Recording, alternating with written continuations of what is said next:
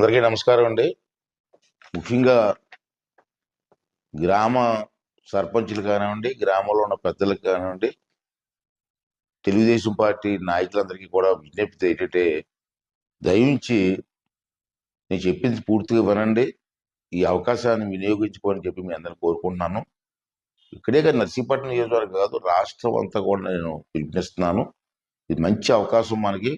చంద్రబాబు నాయుడు గారు రెవెన్యూ సదస్సులు పెడుతున్నారు. అది రేపు 6వ తారీఖు నుంచి, ఈ నెల 6వ తారీఖు నుంచి వచ్చే నెల 8వ తారీఖు వరకు ఈ రెవెన్యూ సదస్సులు జరుగుతాయి.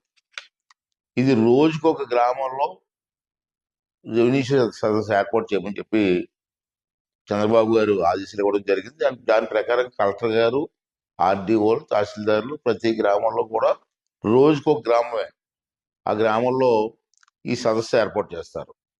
ఈ సదస్సు తాలూకు ముఖ్య ఉద్దేశం ఏంటంటే, గత గవర్నమెంట్లో భూములు ఆక్రమించుకున్నారు, గవర్నమెంట్ భూములు ఆక్రమించుకున్నారు, చెరువులు ఆక్రమించుకున్నారు, దేవాదాయ శాఖ భూములు ఆక్రమించుకున్నారు. తర్వాత మీ భూముల్లో కూడా మీకు తెలియకుండా కంప్యూటర్లో మార్చేశారు. మీకు తెలియదు ఆ విషయం. మీ భూములు మీ పేర్లు ఉంటే ఉన్నప్పటికీ కూడా కంప్యూటర్లో ఆన్లైన్లో మార్చేశారు. ఇవన్నీ చాలా అన్యాయం చేశారు. చాలా మంది ప్రజలు ఇబ్బంది పడుతున్నారు, రైతులు ఇబ్బంది పడుతున్నారు. అంచేత నేనేమన్నానంటే, ఇది మంచి అవకాశం కాబట్టి ఇటువంటి అన్యాయం జరిగిన వాళ్ళు, ఆన్లైన్లో పేర్లు మార్చేసిన వాళ్ళందరూ కూడా ఈ సదస్సుకు వెళ్ళండి.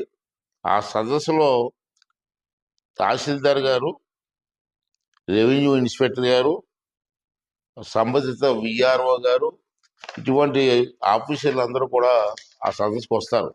అంతేకాకుండా మండల సర్వేర్ గారు, రిజిస్ట్రేషన్ శాఖ అధికారి, అందరూ కూడా సదస్సులో ఉంటారు.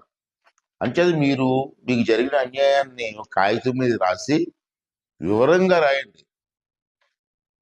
ఏదో చిన్న 2 లైన్లు రాయడం కాదు. ఏ అన్యాయం జరిగింది, ఎలా జరిగింది, ఎవరు అన్యాయం చేశారు, ఇవన్నీ కూడా కాగితం మీద రాసి మీరు ఆ సదస్సుకు వెళ్ళి మీరు ఇచ్చినట్లయితే, ఆ కాగితం ఇచ్చిన తర్వాత 45 రోజుల్లో మీ సమస్యను పరిష్కారం చేయాలని చెప్పి చంద్రబాబు నాయుడు గారు గట్టిగా ఆదేశాలు ఇవ్వడం జరిగింది. అంచేత ఈ అవకాశం మంచి అవకాశం, దీన్ని మీరు వినియోగించుకోండి. అసలు చేయొద్దు. తర్వాత వచ్చి నేను పెట్టలేదు సార్, చేయలేకపోయింది సార్ అంటే మేమేం చేయలేము. అంటే ఈ అవకాశం ఇచ్చారు కాబట్టి మీ గ్రామంలో సదస్సు ఎప్పుడు పెడతారో మీకు తెలుసుకొని, మీకు తెలియకపోతే ఎంఆర్ఓ ఆఫీస్కి వెళ్తే మీ గ్రామం ఇప్పుడు వస్తారు చెప్తారు. పేపర్లో కూడా ఏ రోజు ఏ గ్రామం వస్తుందో చెప్తారు, మీ నాయకులు కూడా చెప్తాం. ఆ సదస్సులో మాత్రం ఇటువంటి ఇబ్బందులు ఉన్న వాళ్ళందరూ కూడా వెళ్ళి మీకు న్యాయం జరిగే విధంగా మీరు పాల్గొవలసిందిగా ప్రతి ఒక్కరిని కోరుకుంటూ, అలాగే అన్ని పార్టీ నాయకుల్ని, ముఖ్యంగా తెలుగుదేశం పార్టీ నాయకులు కానీ అన్ని పార్టీ నాయకులు నేను కోరుకున్నానంటే, ఇది రాజకీయాలతో సంబంధం లేదు, రైతులకు అన్యాయం జరగకూడదని ఉద్దేశం. అంచేత నాయకులు కూడా మీ గ్రామంలో ఎవరైనా అన్యాయం జరిగితే వాళ్ళు తీసుకొని వెళ్ళి ఆ సమస్య పరిష్కారం చేయడం కోసం నాయకులందరూ కూడా ప్రయత్నం చేయాలని చెప్పి మీ అందరికీ మనవి చేస్తూ మీ సెలవు తీసుకుంటున్నానండి. థ్యాంక్ యూ అండి. Thank you very much.